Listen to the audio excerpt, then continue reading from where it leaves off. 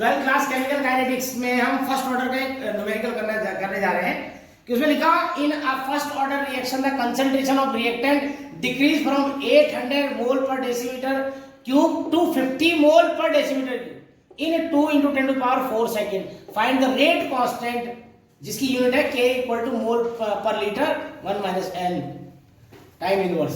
देखो यहाँ पर दे रखा गिवन A नॉट दे रखा हमारे पास 800 mole per decimetre cube, A की वैल्यू दे रखी 50, मतलब यहाँ से डिक्रीज होगी इतना आ जाता हो मोल पर डेसीमीटर क्यूब। टाइम दे रखा 2 × 10⁴ सेकेंड।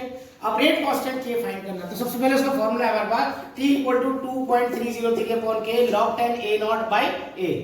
अब हम क्या करेंगे कि जब हमारे पास ये सिचुएशन है तो हम इसको यहाँ पर क्योंकि हमें फाइंड क्या करना है K, तो T को नीचे ले जाएंगे, यहाँ पर T नीचे आ जाएगा, K इधर आ जाएगा, फॉर्मूला सेम रहेगा 2.303/T log 10 A not by A। अब यहाँ पर देखें K = 2.303, T की वैल्यू हमारे पास 2 × 10⁸ log 10 इंटू A नॉट की वैल्यू 800/50, इसको हम काटेंगे तो ये 16 आ जाएगा, टोटल 16। अब आपने अगर थोड़ा लॉगरिथम किया होगा तो आपको पता होगा 16 के हम फैक्टर्स बना लेंगे। ये आगे 1 2 3 4 2 की पावर 4 आ जाएगा, यहाँ पर 2 की पावर 4। देखो 1 2 3 4 रो है तो यहाँ पर 2 की पावर 4 है, log 2 की पावर 4। अब ये आपको पता होगा 4 आगे आ जाता है, आगे ये देखिए यहाँ पर 4 × log 2, बाकी सब सेम है 2.303 × 4 × log 2, या इसको इंटू भी हटा दें, यहाँ पर 4 log 2 आ जाएगा, इसमें 4 log 2, बात एक ही है 4 log 2। अब हमें log की पता होना चाहिए कि log 2 की वैल्यू क्या थी, log 2 की वैल्यू थी 0.3, तो यहाँ पर K = 2.303 × 4 × 0.3 अपॉन 2 × 10⁸। अब पॉइंट हटा, यहाँ पर 10 लग गया।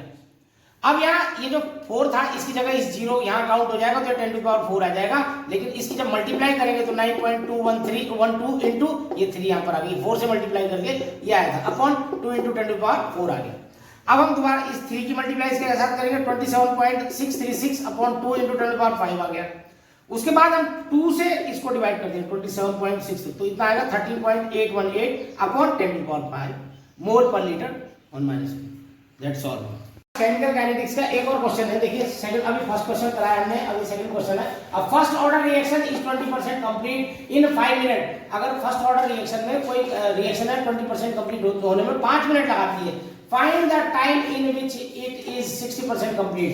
वो टाइम फाइंड करना है जिसमें 60% कंप्लीट हो जाएगी। तो जब हमारे पास 20% कंप्लीट हो रही है तो हमारे पास गिवन क्या है, A नॉट = कोई भी चीज होती है 100% होती है, रिमाइंडर कितना बचेगा 80, टाइम कितना ले रहा 5 मिनट।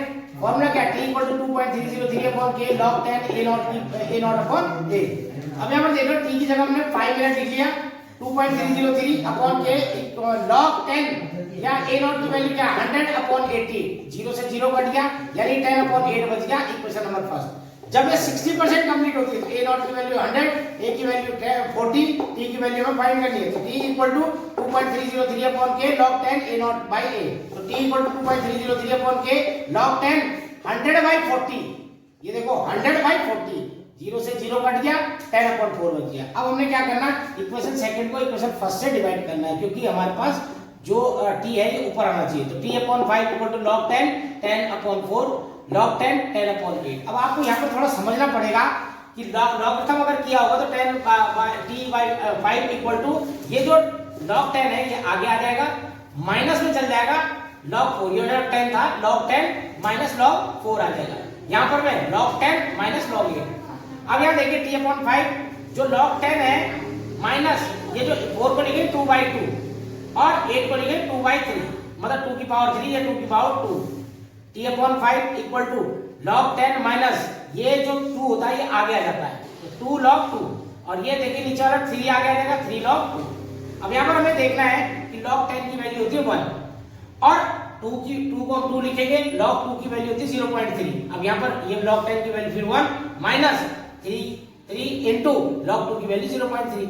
जब इन दोनों की मल्टीप्लाई करेंगे 0.6 आएगा, इन दोनों की मल्टीप्लाई करेंगे 0.9 आ जाएगा, 1 - 0.6 0.4 आ जाएगा, 1 - 0.9 0.1 आ जाएगा। क्रॉस मल्टीप्लिकेशन होगा, ये क्रॉस मल्टीप्लाई भी नहीं होगा तो 0.1 नीचे ही रहेगा और 5 की मल्टीप्लाई ऊपर हो जाएगी। तो 5 की मल्टीप्लाई जब ऊपर होगी तो 5 4 होता 20, लेकिन एक पॉइंट लगाओ तो यहाँ पर पॉइंट आ जाएगा, ठीक है। और अपॉन में 0.1 है तो पॉइंट यहाँ पर से पॉइंट चला गया, ठीक है। तो यहाँ पर क्या हो जाएगा 20 मिनट आ जाएगा आंसर। केमिकल काइनेटिक्स का बहुत इंपॉर्टेंट क्वेश्चन है, लास्ट टाइम ये बोर्ड में भी यार पूछा गया था। T75% कंप्लीटेड टू T50%, यानी कि किसी रिएक्शन को 75% कंप्लीट होने में 50% का डबल लगना है time. The time taken for 75% complete of first order reaction is 2 time of the time taken 50%। 50% को कंप्लीट होने में जितना टाइम लगता है उसका डबल टाइम 75% कंप्लीट होने में किसी रिएक्शन को लगेगा। अब यहाँ पर T75% इक्वल टू 2T50% है। अब यहाँ पर हमारे पास क्या दे रखा है, केवल A नॉट इक्वल टू 100, तो A कितना बच जाएगा, रिमाइंडर कितना बच जाएगा 50। तो T equal to 2.303 upon K log 10 A not by A। T 50% equal to 2.303 upon K log 10 100 by 50। Equation number first. अब ये तो 50% वाला था, अब 75% वाले में देखिए 2.303। यहाँ पर क्या होगा हमारे पास, A तो A नॉट इक्वल टू 100 होगा इस सेकंड वाले में, और A इक्वल टू हो जाएगा 25, क्योंकि 75% कंप्लीट होने पर रिमाइंडर हमारे पास 25 बचेगा। 2.303 अपॉन K log 10 100 बाई 25। अब यहाँ पर करना इक्वेशन सेकंड को डिवाइड करना है इक्वेशन फर्स्ट से।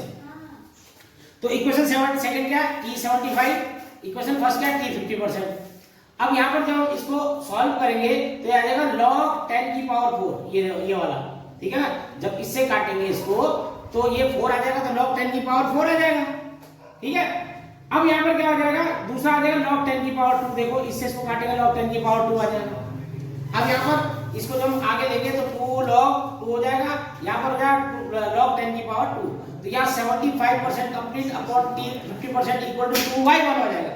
क्रॉस मल्टीप्लाई करेंगे तो log T75% equal to 2 log 50% आ जाएगा, ठीक है। नेक्स्ट क्वेश्चन, ये भी बहुत ज्यादा पूछा जाता है, T99.59% इक्वल टू 10 T50%। इसमें ये कह रहा है कि the time taken for 99.9% of the first order reaction is equal to 10 time of the time taken for the 50% of complete of first order reaction.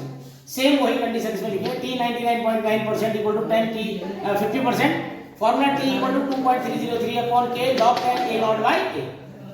अब यहाँ पर T50% में हम 0.693 upon K, equation number first.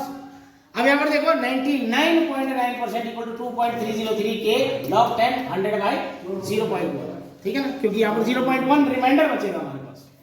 अब equation second को first से divide करेंगे, तो सेकंड ये आ गई ऊपर और फर्स्ट आ गई नीचे। अब यहाँ पर आप देखेंगे T99.9% upon T50% equal to 2.303 into 3, क्योंकि जो यहाँ पर वैल्यू आएगी हमारे पास वो यहाँ पर जो ये 10 की पावर 3 थे, 3 यहाँ पर आ जाएगा अपॉन 0.693 आ जाएगा। अब यहाँ पर अगर हम इससे इसको डिवाइड करने लग जाएंगे तो यहाँ पर जो वैल्यू आएगी वो लगभग इसके बराबर आएगी और यहाँ पर 10 आ जाएगा, ठीक है। अब यहाँ पर देखो T99.9% upon T50% equal to 10/1, cross multiply होगा, T99.9% इक्वल टू 10 T50%, ये प्रूव हो गया। मतलब यहाँ पर हमारे पास ये बोर्ड के अकॉर्डिंगली काफी इंपॉर्टेंट क्वेश्चन है।